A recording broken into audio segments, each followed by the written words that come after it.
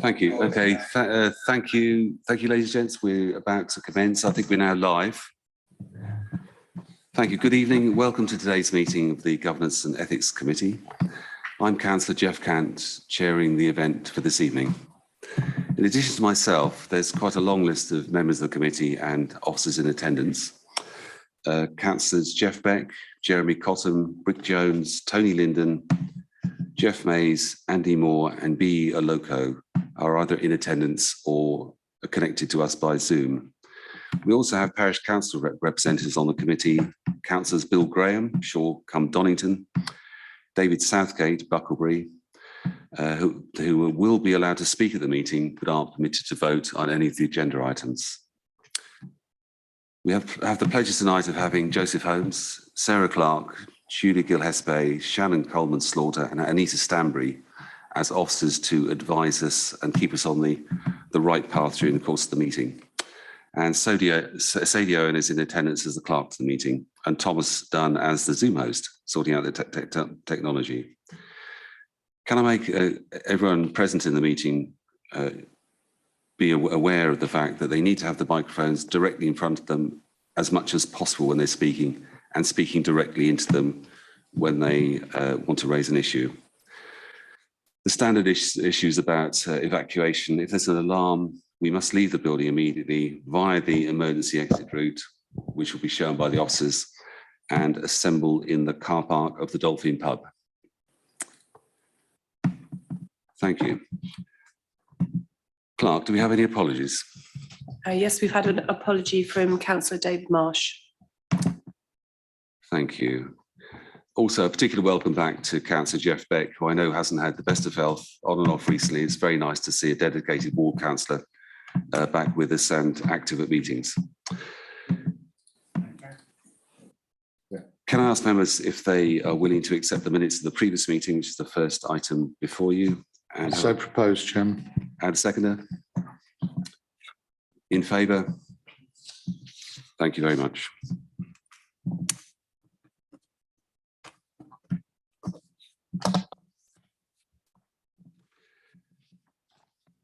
we have any declarations of interest? None to date, no. Okay, thank you. Okay, let's soldier on. The forward plan, page 9 and 10 is our first item.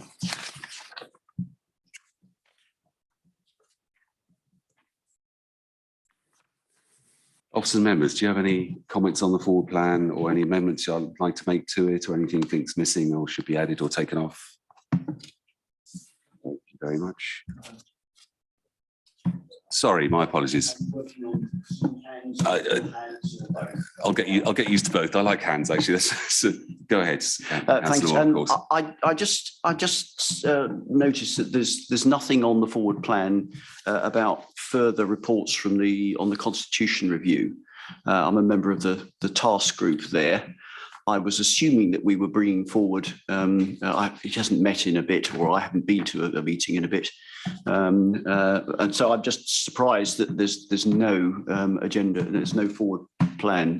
Does that mean we're not doing any more before the end of the council year? Joseph, would you like to comment on that? Yeah, thank you, Chairman, and thank Councillor Moore for raising that. We do need to add that to the forward plan, so it's a good spot and one that does need to be added in. There will be some reports coming through, I'm pretty sure, at the September meeting, as well as the November one. Thanks, Jess. Well spotted. Chairman. Councillor. Yeah, further to that, so are we, Joseph, we're going to have a special October meeting, or is it going to be in November now for full council to discuss the revisions to the Constitution? Thank you, Chairman. I don't want to speak out of them. I don't think we'll have a special council for the Constitution changes, but just then try to take that to the next council after the various tuning meeting that's happening. So that'll be the Christmas meeting, I presume. Yeah. I think so. Yes. Yeah. Thank you. Okay. Anyone else? I don't see any other hands, either physical or visual. Okay. Thank you for that. Okay, so can we just now move on then to item 5, internal audit annual assurance report on page 11 to 28. And this is Julie to introduce. Good evening, everybody. So this is my annual report that I put together that sets out my opinion on the Council's governance, risk management and control framework based on the work that we've undertaken during the year. 4.4 mentions that my conclusion is that I can give reasonable assurance that the framework remains robust, which is the key message in the report. And that is supported by the tables in section 5.1.2, where the majority of the audit opinions were satisfactory or above.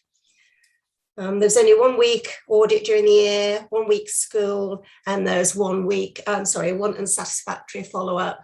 So taking those very small numbers into account, that supports the opinion that I'm giving committee. So that's an overview. As usual, each quarter, I'm given a breakdown of the work that was completed, and that's in Appendix A. Appendix B is work in progress at the end of the quarter, and Appendix C is the anti-fraud work progress. So if anybody's got any questions. Tony. Thanks, Chairman. Thanks, Julie. So the first question I was going to ask, you've got adult social care deprivation of liberty safeguards were weak and unsatisfactory. Is this likely to come back, or you're going to report it at a later time on that? Then I've got another question I wish to ask on something else I read in the report last night. Okay, tell me that one first. The deprivation of liberty safeguard and satisfactory follow-up, I've given explanations between paragraphs 5.16 and 5.19, where I'm saying that they had made progress on the recommendations, but because there was some outstanding and those I thought still needed to be actioned, that's why I was given unsatisfactory. But they're all linked into, there's a care director, which is their computer system. There's a care director upgrade. And also DOLS has been replaced by something called Liberty Protection Safeguards nationally. So those two large bits of work, they were going to encompass those outstanding recommendations in those two bits of work. And I was quite comfortable that that would progress. Sorry, so we had a pre-meeting discussion about just that. And I had an assurance from Julie that the vulnerable people who could be at risk through the system aren't. That is a secure system. It's really the nature of the work, the speed they're doing it rather than risk. Okay, thanks. I just wanted to reassure, and yes, yeah, sure. And it's useful, obviously, if the media read the report. You mentioned in your report an College follow-up. Was that anything you wish to inform us on, or is it more of a part 2 item, or is it? I can update you on that one because it's been completed. If it was in draft, I wouldn't, because we need to consult on it, but that one's been completed and it's satisfactory. I don't need to pursue that. Thank you, Chairman. Councillor Beck and then Councillor Moore. Thank you, Chairman. First of all, I'd like to congratulate the audit team on the performance indicator for 21-22. They've achieved 86%, up from 81% last year. Well done to all. 5.15. It was an unsatisfactory follow-up. Sorry, Jeff. Could you turn your microphone on just so that we can pick you up, but only just. Did you hear the first part? Yes, we're fine. Yeah, no, carry on. I'll just repeat then, Chairman. Before I ask a question, I'd just like to congratulate the audit team on their performance indicator for 21-22. It's up to 86% from 81% last year. Well done all. The question now, under 5.15.5.15, it was an unsatisfactory follow-up. There is some explanation as to the current situation. Is it possible to update us? Because it would seem to rely upon some change to legislation which is coming through. To the muddled and confused like myself, it's not exactly crystal clear what the current situation is. If you could expand upon that, somebody, please. We carried out the follow-up at a certain point in time, and that is what I'm reporting to committee. If you want a progress update, I would need to go back and ask the service, but they were still working on the care director upgrade. So as far as I'm aware, it still hasn't been completed. So they're still working through the upgrade on their system, their computer system. But what I could do for the next committee is provide you with a further update. Thank you. That's fine, and we'll do that then. That'd be good. Councillor Moore. Thank you, Chairman. I had a couple of questions, if I may. At 5.4, I was just intrigued. There's a comment about getting other sources of assurance, including from obviously external bodies. And I'm just intrigued as to how that's achieved. Is that the basis of conversations, or do you just rely on what reports they make and take that into account? It's what information is readily available. If we've had an external inspection, it's published, and I'm aware of the outcome.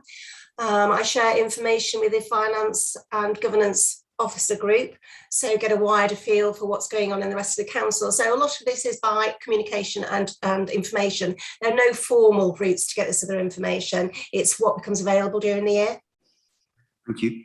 That's helpful. And then I noted at 5.23, you made a comment about the there's the recruitment of a new senior auditor. I was just left a little uncertain as to why it was going to be a few months' time before you made an attempt to recruit again, rather than get on with it, as it were. What was the? There was no interest in the advert, or one application. It's quite a specialist area, and it's a national picture, it looks like, with internal auditors and local government, but finding it hard to recruit. I'm aware of other councils in Berkshire area that they were trying to recruit as well at the same time, and are also having difficulties, and some of them are going out to agencies. So I wanted to leave it a little longer just to see if the interest out there or the market might change a little bit. Thank you. Thank you, Jeff. Sorry, I shouldn't say that. Councillor Jones, slightly confusing. Might be talking to myself. Thank you, Chair, and hello, Julie. Hello. I'd echo Councillor Jeff Beck's comments on the performance. I think that's excellent, and the report is, as usual, very readable. A question about COVID impact. We know that the COVID situation has changed in that there are no restrictions now, but COVID is still there. Do you see an ongoing impact from COVID to your work, or is that receding now as an impact? It's receding a little bit in that business grants, the processing of business grants has stopped. But what seems to be the case now is central government, with the different departments and the different types of grants, are wanting sign-offs and assurance. So before we can sign it off, we have to go and visit and sample check and look at the figures. We had 3 at the end of June to do, and 2 of them were quite labour intensive. So there's a few more to do. So it depends when we look at them, how some of them are more straightforward than others. But I don't think it's going to go away yet. I think there's going to be some more sign-offs this year, and I'm just hoping they're going to be straightforward. Okay, thanks. Thank you. Are we all now happy with that item to note? Thank you. Okay, we'll move on then to agenda item 6. Again, a very well constructed and very comprehensive report on the draft financial statements. Before we go into that, I'm going to ask particularly Shannon and potentially Joseph to address the issue that I think I was slightly confused by, that on page 1 there's an indication that there's a benefit gained from a swing in the right direction for the pension fund. And then later on, we learn that the external auditors, Deloitte, of that pension fund have failed to complete the 2021 audit, now almost 18 months overdue. So as well as summarising the report, I'm going to ask them both just to address that issue. Shannon, thank you. Yes, in the prior financial year, which we had a negative balance sheet. that was partly because of the scale of the pension liability in our accounts. The pension liability has reduced based on the assumptions from Royal Berkshire, and that has therefore allowed our balance sheet now to be positive again. So it's the pension liability that we essentially owe has reduced. Now that is all provisional currently because Deloitte have not completed their audit of the pension fund. They are due to start auditing the pension fund again in August. Currently, we won't know what they find until they've completed their audit. Okay, before we move on to Councillor Lidd, who's got a question, I think, having looked at this in advance and discussed it with Joseph, I think we'd like Joseph to express our considerable concern that despite I know full well what the pressures of completion of accounts timetable look like for our team here, and the frustration of having to keep years of accounts open from final sign-off because of the failure of Deloitte's is very irritating, frankly. And at the very least, we need some reassurance from the Section 151 officer for the fund that there are not likely to be major movements in the pension liability fund arising from the delay that they've experienced, and also to encourage them to do a damn sight better for the current year. Tony. Yeah, this is Chairman, a perennial problem, and it's something that I faced and discussed when I was Vice Chairman of Audits and Governance on the Royal Berkshire Fire Authority. We're aware of that. The Royal Borough of Windsor and Maidenhead are the unitary that's responsible for both all 6 unitaries and the Royal Berkshire Fire and Rescue Service in terms of the pension audit. So it is, it's been going on for years, and it does need to be improved. I was just going to ask Joseph, there has been a case of one of the auditors being fined or not, and I think 6 auditors being banned from doing work due to a failure on their work by the regulators. I've got the company concerned, but maybe, I don't know if you want to add anything to that as such, how it will affect us potentially. Yeah, I think I do know the firm, but just in case I'm wrong, I don't want to cast aspersions in the public domain, Councillor Linden, but I think impact on us shouldn't be too significant. Grant Thornton are our auditors, and will hopefully start to commence their audit of the financial statements probably early in the autumn. I mean, this does actually relate back to the forward plan. I think it's highly unlikely that we'll have an ISA 260 report here on the 26th of September, given that the pressure that they are under to produce an audit findings report. But there shouldn't be any particular impact of any of the findings you reference on Grant Thornton. As this committee actually, just aware as an update, this committee approved and went through to full council about 7 or 8 months ago now to engage with the public sector audit and appointments organisation to procure new external auditors on our behalf. That procurement process is in play at the moment, and we should know in the coming months who our new external auditors are. Thanks, Jim. Thank you. Councillor Allocation. Thank you, Chairman. Just a quick one, really, just to understand, do we know what the problem is or the issue is with Deloitte? Or what's the delay?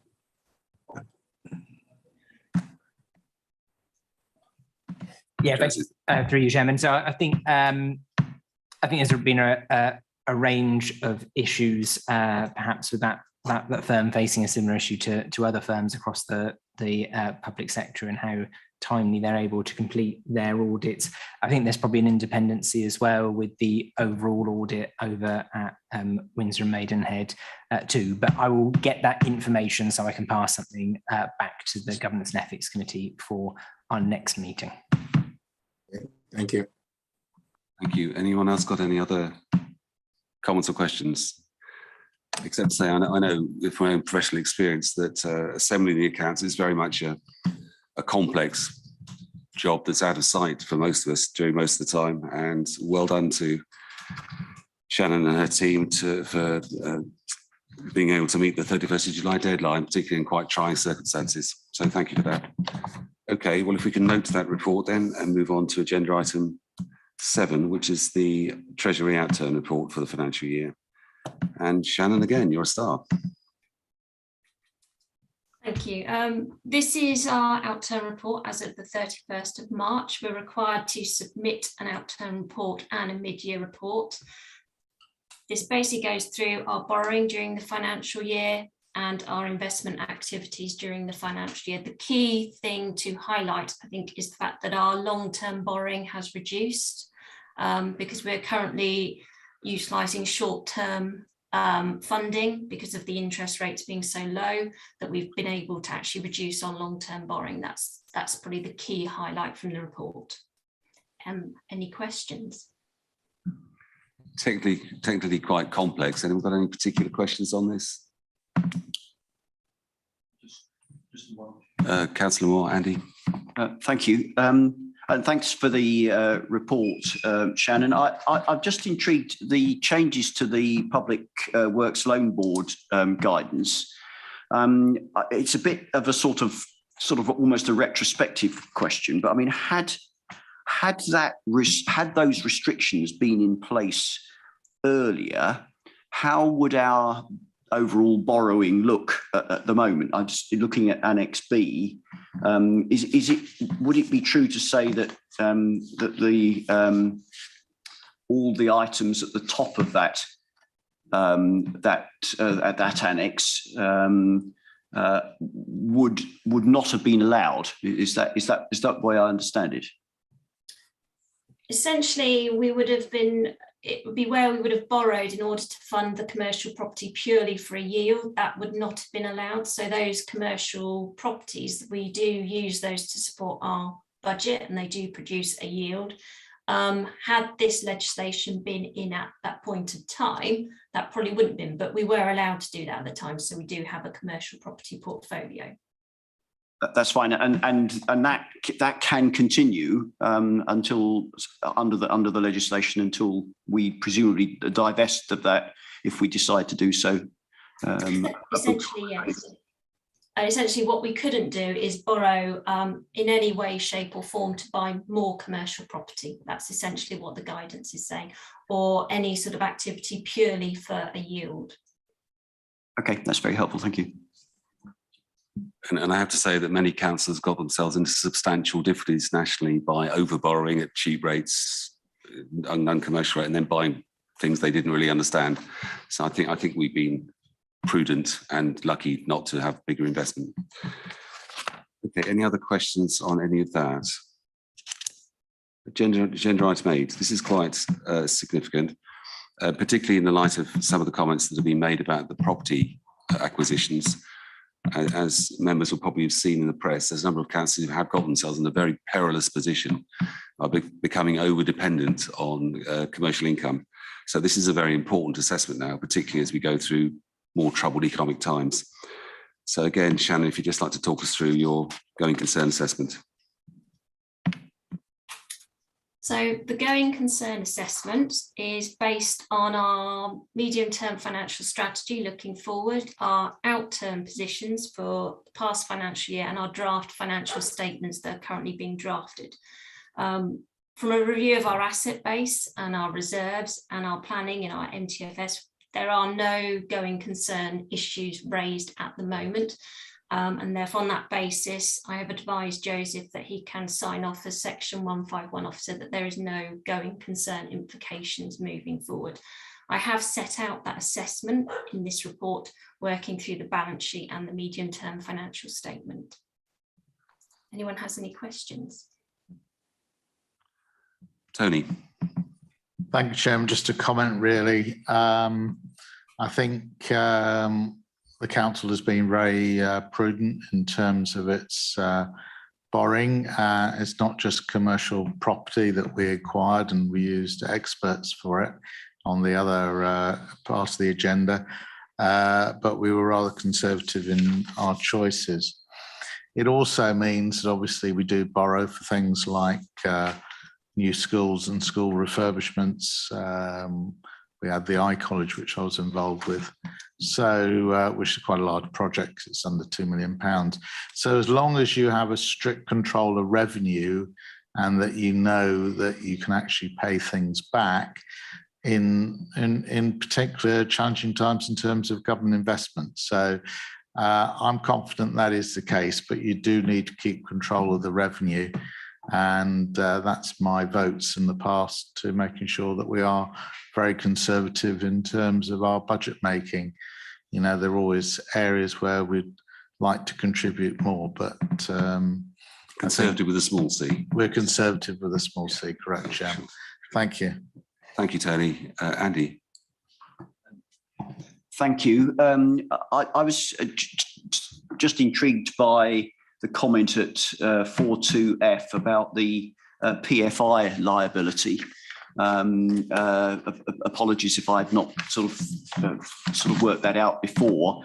It's gone down, which I guess is probably good news. Can you explain why that is and what the liability relates to? Yes, it's the waste PFI, so our recycling centres, etc. Essentially, that is a liability that we pay back every single year, so it reduces over time. So by the end of our contract, we will not owe any money on that PFI. Thank you. Not a bad thing. Joseph, if you'd like to come in, assuming you concur with the recommendation to start with. That's right. And I just want to highlight a couple of things. You see in this report and item number 6 as well, there's still some draft numbers in there. So for example, our sort of general reserves in the previous report, we said with 13.1, it actually ended up at about 12.9. So there's some sort of minor changes in there. You know, Shannon's highlighted a few sort of draft items in here as well. So things might move around a little bit by the time that we release those statements at the end of this week. And then also just relating to this report on the going concern basis, obviously our assessment's in here as Shannon has advised, but you see with some other authorities, even those that get themselves into quite significant financial distress, the other thing supporting that is the government, for example, has allowed quite a lot of capitalisation requests come through. So where councils say they don't have the revenue budget to fund next year's budget, so they're able to then to capitalise that deficit in effect. So it's not particularly for this report, but I want to highlight from a going concern point of view that there's government intervention there as well, which I suppose supports overall our assessment. Even some of those councils which have faced really significant financial difficulties, they are still continuing with really quite sizable deficits compared to the size of that organisation. Thank you for that. Tony. Yeah, just to give further information to Councillor Andy Moore. As far as the PFI was concerned, that was during the last Labour government. They really encouraged PFIs. I did raise the point. I was on the Waste Task Group for 10 years. Post that, there was a bit concerns whether that's the right financing method, but it was approved by the then Liberal Democrat controlled council. Thank you. Okay, right. Thank you for that. Yes, PFIs were passed and quite controversial, I think, even at the time. So, and it has left councils having to sort out a bit of an issue, I guess, going down the road. Okay, we've got a recommendation here, which is in 2.1. If you've all read that. Oh, sorry, Jeff Begg. Thank you, Chairman. I'm not sure whether I'm in the right place or not, but Appendix B in Agenda Item 7, it lists the investment properties held at the 31st of March. And it gives a whole lot of buildings which are actually owned by West Berkshire Council, but there are quite a lot of buildings which are not listed there. Is there some reason for that? Such as the Riverside Community Centre in our ward is not listed. And there are, I know quite a few others that are not on this list. We are going back one, but Sorry, it's just my like, no apologies. problem at all, Jeff. It's just that Joseph can pick that one up. Yeah, I can answer that. Thanks, Councillor Chairman and Councillor Beck. Yeah, so this is just purely picking up those in properties, either the commercial investment properties that as Councillor Moore highlighted, the council invested in a few years ago now, or those properties which are sort of held as investments under accounting terms. So all of like our highways and schools, for instance, they're all held elsewhere in the balance sheet of over sort of £500,000. Those are the ones just split out from a sort of accounting point of view. Those are not as an investment. No. Correct. Thank you very much for clarifying that. The glaring obvious escaped me. Thanks, Jeff. Now, if you move then back to recommendation 2.1, agenda item 8. And can I have a proposer? Tony, seconder? Jeff, thank you. All in favour of that recommendation? Wholehearted, thank you very much. Right, we now come on to the community governance item, which is a supplementary item, which I guess we probably will have a supplemental paper on that, I guess, on the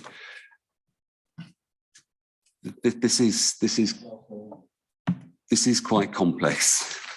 I've been involved in boundary reviews before, and it's a complex thing. It takes a long time, and it is quite a complex process. But before we go on to explanation for Anita on exactly what this report's about, I've been asked to read out this sort of standard statement to explain the background to it. So I'll do that on behalf of Shiraz. On the 10th of May 2022, the Council resolved to delegate authority to this committee to consider and approve the draft recommendation relating to the governance review of the Greenham Parish Council following an initial consultation. If this is approved by the committee, the draft recommendations will need to be consulted upon for a second 6 weeks period. Due to the summer period, there is no committee meeting scheduled in August, and scheduling for August will present a lot of challenges. Rescheduling in September will mean that we cannot comply with the Local Government Boundary Commission for England deadline of the 1st of October for an agreement and submission. Following consultation, the recommendation will be referred to the Local Government Boundary Commission for England. The Boundary Commission deadline is the 1st of October, and therefore we have agreed to table this as an urgent item at the end of our agenda to be considered at this meeting. So Anita, perhaps you'd just like to explain the report a little bit further. Thank you very much, Chair. As you stated in what you've just read, there was a request by Greenham Parish Council for us as West Berkshire Council to please go ahead and do a community governance review because of some issues relating to the number of electors and parish council seats within the various wards. So what you are seeing in front of you today is draft proposals following the first 6-week review. In that review period, we undertook to send a survey out to every single household within Greenham Parish. And we also then put out onto the West Berkshire Council website, as well as the Greenham Parish website, the information and the links to the survey, as well as all the background information. What we are getting out of the results from that survey and from the consultation after the 6-week period is that the majority of the residents are saying that they are in agreement with the first recommendation, which was to split the current common ward into 2 wards by potentially creating a racecourse ward out of the racecourse development area. And then the second recommendation, which we're putting forward, which was not an outright win, as it were, from the residents, was to reincorporate Sandalford Ward back into Common Ward because of the fact that we only have 6 electors in that ward, and we would require 10 electors for them to be able, if there is a casual vacancy, to be able to put in place a replacement for that vacancy. and then to take the 5 parish council seats which are currently allocated to Sandalford Ward and to rather reallocate them to the proposed new racecourse ward. So the 3 recommendations, as I say, split Common Ward into 2 wards, reincorporate Sandalford back into Common, and to reallocate the 5 parish council seats currently in Sandalford to the proposed new racecourse ward. Thank you, Anita. So this has been quite a complicated analysis, but those 3 simple options are those that we're being asked to recommend as being put forward for further consultation. Tony. Yes, thank you, Chairman, through you. Anita, by reading the report, does this mean that if we make a decision tonight, that it will be in time for the May local elections next year? Thank you very much, Councillor, and through you, Chairman. Yes, that's exactly the reasoning why we're wanting to go ahead. We've done the first 6-week period, and we would like to, if the committee is this evening in agreement with the recommendations, these will go out for a further 6-week period, just to make sure that there's no further requirements from the residents. Should there be any substantive changes that are required, it would then have to come back to this committee. Should there be no substantive changes required by the residents, then it would go immediately forward, as was stated by the chairman, to the LGBCE for them to make a decision regarding the order. And should they approve the changes, then it would come back to council, and it would then be approved timeously for the elections for next year. But if there was significant objections, it's most probably not likely to go through for May next year. That is correct. That is correct because of the time period. Thank you, Anita. Thank you. Thanks, Tony. Andy. Thank you. I'm just interested, having sort of shuffled those around, so we've now got a racecourse and a common ward. Is the allocation of seats proportionate to the populations in those? I'm assuming it is, but I didn't see that specifically mentioned. Through yourself, Chair. Yes, thank you very much, Councillor Moore.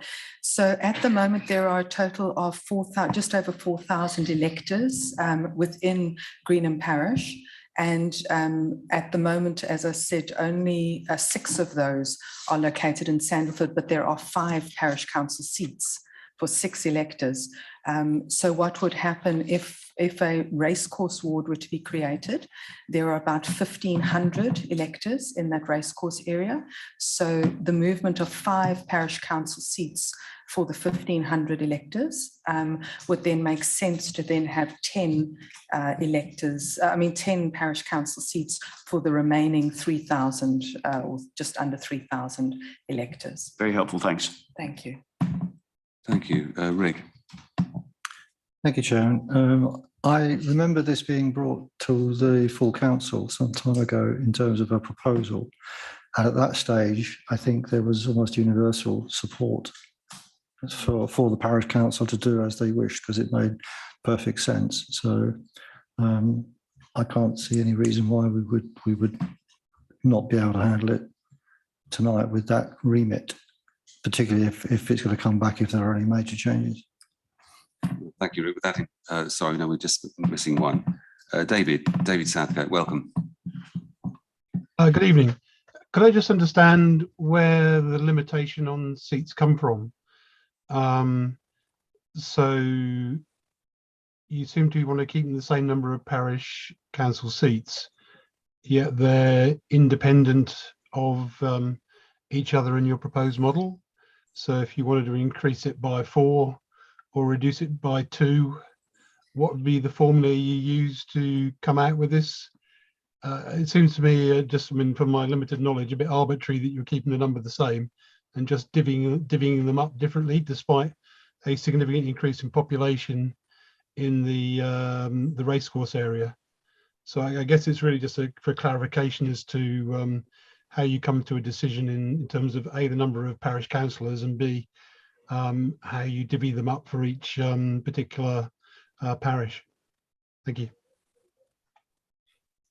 Thank you very much for the question. So The allocation of number of parish council seats is actually made originally by the Local Government Boundary Commission for England. And the number of electors that should have been at this point in the Sandalford area would be equivalent to what is currently in the racecourse area. We are not able, as West Berkshire Council, to change the number of parish council seats in the total of Greenham Parish. So the total number of parish council seats at 15 is the number that was allocated by LGBCE and cannot be amended by us. It can only be amended by LGBCE. All we can do is to reallocate. And so having a look, as we said, at the number of electors that would be in the proposed new racecourse ward and the number of electors that will be remaining in the common ward would work out correctly for the number of parish council seats. And it would then make sense to ensure that for almost 3,000 electors that we retain the 10 parish council seats, and for the 1,500 electors that would be in the proposed new racecourse ward, that we would then have the 5 parish council seats to ensure that governance was fairly equitable across the 2 ward areas. Okay, thank you. So, okay, David, you're happy with that? Excellent. Okay, well, it does make sense. I must say, in the Western Area Planning Committee, we see lots more applications coming through for further development around the racecourse. This expanding area, it makes common sense to have to at least consider a separate parish council representing that new community, really. So, could I ask for a proposal for the proposition or the recommendation on the putting forward the 3 recommendations in 2.1 to further public consultation? Happy to propose, Chairman. Really, Second to Jim. And Tony, thank you, seconding. All in favour? Thank you, unanimously passed. Thank you very much. And I think unless there's any other business that I have overlooked, that concludes the meeting this evening. Thank you very much. Good night. Thank you, Chair. Thanks. Thank you. Good night.